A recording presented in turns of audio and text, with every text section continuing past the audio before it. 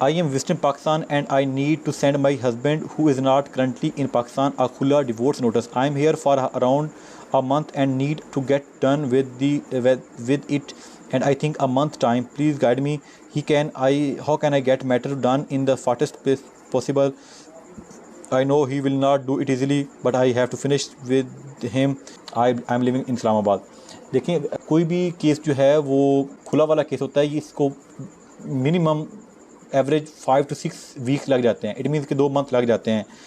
तो इसके लिए आप ये है कि आप जो खुला है वो डिग्री करें, और जो आपके पास पावर ऑफ जो आप अटार्नी है, वो जो विल होती है वो आप उनको, अपने जो फैमिली मेम्बर है आप उनको, या अपने जो वकील हैं आप उनको देकर जाएं, और इंशाल्लाह ये मसला उसकी बुनियाद पर खुल जाएगा। आपका वहाँ पर होना ज़रूरी नहीं है। इन द बिगिनिंग अगर आप वहाँ पर हैं तो ठीक है, शुरू करें, और बाकी जो आपका अटार्नी है वो अपने वकील को या आप किसी को देकर जाएं, और इंशाल्लाह मसला ये हल हो जाएगा।